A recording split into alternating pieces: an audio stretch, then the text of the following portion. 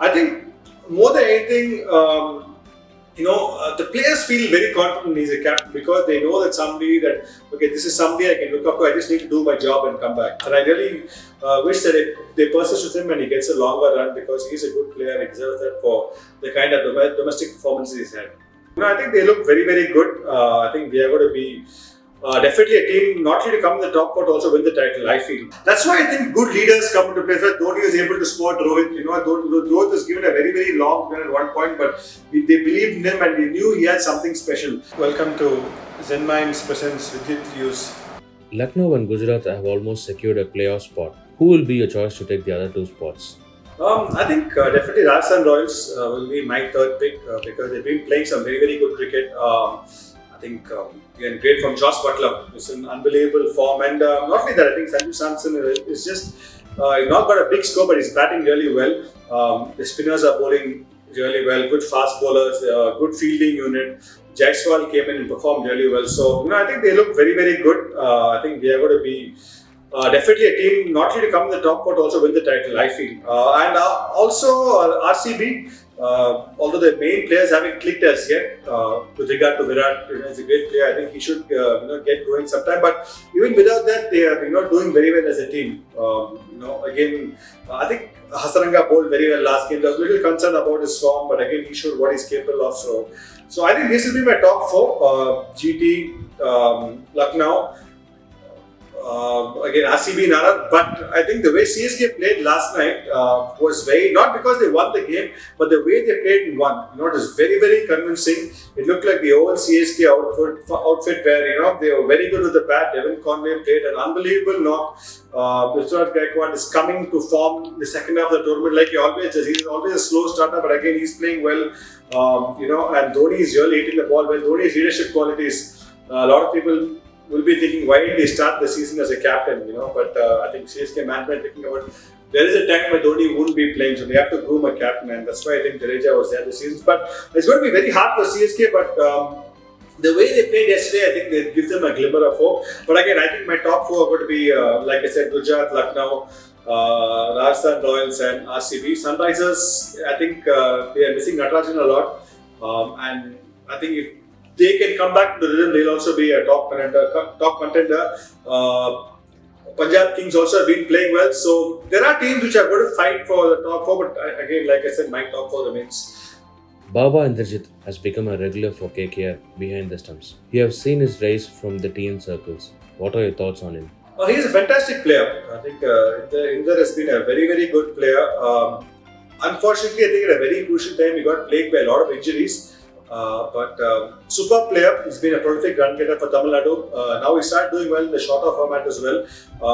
Keeping wickets, I think that adds a lot of value. I just think he's definitely capable of getting runs in this format, especially at this level. I think it just needs one knock to make him feel that he belongs there. But he's a quality player. He's done very, very well for Tamil Nadu, and like I said, he just needs that confidence booster, maybe a good 20-30, against a good attack, and then I think from there he'll be a lot better. But I'm happy to see him get a chance because Baba, apparently this brother waited in the wings for a long time.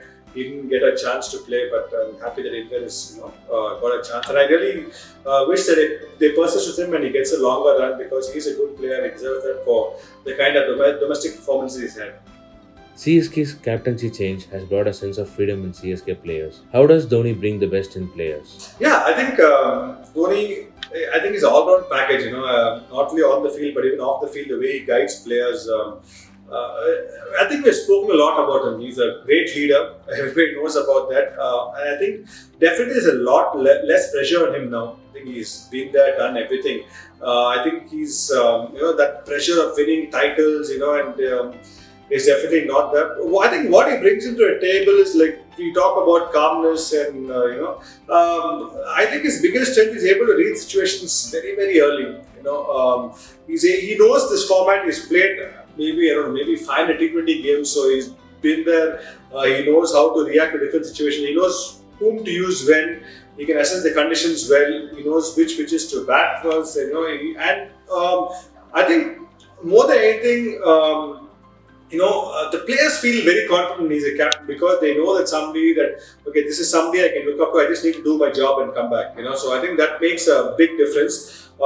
Yeah, MS is a legend. He's been I think from 2008 to 2022, the way he has evolved as a person and as a leader has been, amazing. 2007 when he became the captain of India, 2008 he started his, journey with CSK, and even that time, what a fantastic leader he was because he always gave us the space. He knew that level people need space. He really never came and spoke just because he had to. He knew when to really come in and add value. So I think all that is a very special trait for a captain. And like I said, he was willing to take risks. Like you speak about Joginder Sharma, the last over it could have been given, but he had faith in him. And a lot of times, and as a batsman as well, when the chips are down, he's always delivered. I think there have been numerous occasions where CSK have actually been out of the tournament and then Dhoni comes and plays unbelievable knock. I think I remember the knock in Dharamshala where we all felt it was over. CSK's journey is over for that year's IPL, and then he won over Irfan Pathan, and the way he saw through that match, it is really brilliant that way. And like I said, over the years he evolved as a person, as a leader, and like I said, a lot of CSK fans will be thinking, why didn't Dhoni, lead this year? But I think there's a lot more to it. Just like we spoke about in the previous question, he can't be there forever. He's also 40, but see, he doesn't look like he's 40. The way he's striking the ball is very, very fit. But I know he understands his body very well. And there is a time we need to look at another leader. We tried Jadeja, maybe it didn't work out. Maybe it's too early to, make any preconceived notions about Jadeja's captaincy. It's also about players coming to form. Maybe Vidyut had played well in the first half. Jadeja's captaincy would have looked, different. But obviously, a lot of factors are there. But I'm happy Dhoni is back, and you can see the results straight away. So, What's the process behind middle order batsman becoming an opener? We have had Sehwag, Rohit, and even you have been promoted from middle order to opener. I think it varies from format to format. I think T20 is all about how well you can strike the ball. I think Sehwag, I think that what changed world cricket actually. Like bringing a batsman like Sehwag from the middle order to open the innings was, I think, a masterstroke, and I think Ganguly deserves a lot of credit for that. Otherwise, Sehwag may not have been the same player. It was a big gamble at that point, but I think Sehwag, the way he came and held that position for himself was super, because India had a very, very strong middle order at that time, and it was a big gamble. So I think it's all about, some people are able to spot talent in people, and when you start a game, you want to make your presence felt as a team. That's what Hayden and Langer did for Australia. And so Sehwag brought the table for India, and even Rohit is doing it with regard to white ball, and now started doing red ball cricket as well. So that's why I think good leaders come into play. Dhoni was able to spot Rohit. Rohit was given a very, very long run at one point, but they believed in him and they knew he had something special. So I think that is very, very important. If you can see that player has the X factor, and he can really be a match winner, especially in the shorter format. If you can do it up the order, I think that play makes a big difference. You talk about people like David Warner. I think he can single-handedly win a game for you. 50 shot David Warner combination can, and same thing with a lot of other teams as well. So, I think it's, with regard to other formats, it's a mindset. Even for me, I was a number 11 batsman, I became number 8, number 7 started opening. But that is a different mindset, because when you play 4-day cricket, your mindset is you want to leave a lot of balls. You want to actually flash at every ball, but T20, you have to hit every ball. So, that is a completely different, proportion. But I think, picking players who have that, that ability to win matches. It's a new ball in T20. You don't have too many slips, so even you don't need the best technique. You just need a good eye to, maneuver the field, and I think that's what people look for. Abhishek Sharma was a very, very good pick. I think even 2018 he was at Delhi Dandels, and I was working at that time with Delhi for a short while doing the pre-camp, and this guy had great hands. He had extra time to play fast bowlers. That time he made a left-arm spinner as well. So he was somebody who used the middle order and can bowl left-arm spinner. But sometimes I seen something in him. That's why a good coach is there. He saw something, and it also has to click. So that is something very, very special in this game. He has that time, he has that elegance, and he's able to read the field, he's able to pick the length early. So, and there are a lot of cricketers there, but I think Abhishek Sharma has been really picked well by Sunrisers, and Yeah, so that's what it is in this format. You need players who can, hit field all over the ground. There are some players who can only hit one section of the ground, but Abhishek Sharma can hit, all around the ground. So that's what teams look for. And yeah, so T20 is all about finding that, whether the player has that extra to the match winning ability, and if he's going to get to bat 20 overs, that makes a big difference. Analytics says that teams with unchanged group of players have had more success. It's evident from inconsistent performances of CSK and MI this season. Do you agree with that? Yeah, I think very good point you brought up, and I think CSK thrives in that. But two new teams coming, a lot more players were separated because that were divided because CSK. That's why I'm very surprised they didn't hold on to somebody like a Hazelwood and a Faf, because they really thrive by getting the same unit for a longer period of time, and that's worked good for them for a long time. But this year, I think. Now they are getting back to the groove. It's taken some time to really show that the team didn't gel as well as they usually do. When we have the same group of players over a period of time, it helps. You know everybody's strengths, everybody's limitations, you know what to do. So I think that is a big plus, which didn't happen this year, but now I think they have found that. They have found that momentum. They have found that spring. So I think that is very, very important. We spoke about persisting with players. Mukesh Chowdhury is a great example. Another left-arm fast bowler who bowled beautifully last night.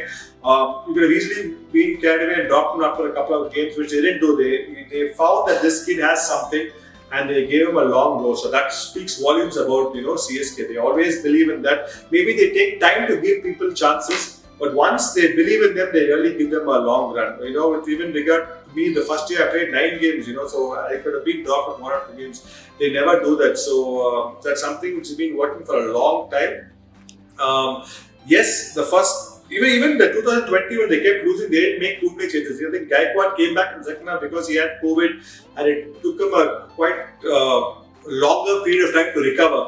So that's something which I really hope, even if they don't qualify this year, if they're able to maintain the core group, I think they will be, very, very strong contenders next year. Don't write about this year. I think they still have outside shot because the way they played yesterday was fantastic.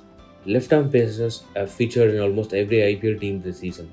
How do you see this pattern in the longer run? Mohsin Khan, I think he's been very, very impressive. Lucknow Super Giants have been winning games because of him. And obviously you have people like Trent Bolt, and I think that angle makes a lot of difference. I think wrist spinners and left-arm fast bowlers are really, a kind of a rarity, and I won't say rarity anymore because they're finding a lot. And that's what I think franchisees do. They have this talent scouts so that they can pick this bowlers who bowl left arm, different angle, who can bowl at a good speed. You have people like Khalil. I think that adds a lot of value to your team because again, if they get the ball in, new ball, it's very difficult for the batsman to hit. They say in T20 like the ball coming is the toughest ball to play.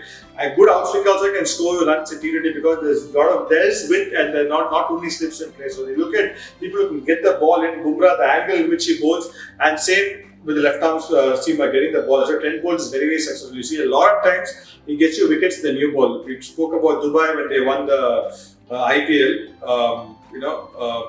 For Mumbai, he got 2 wickets in the new ball, and it was very difficult for Delhi to come back that game. So that's what left-armers do. They have that angle, and if you're able to bowl 140 plus, it really adds a lot of value to your team. So I think every team are looking at that now. Good left-arm fast bowler, and that's what IPL has done. All these people travel to every nook and corner, look to find talent, identify them, come work with them, train them, and get them ready for IPL. It's not an overnight process. A lot of teams call them for camps, train them, keep them in the system for 1 year. Teams like Mumbai, a lot of people do that, and then when they're ready, they get a group, and it really works wonders for them.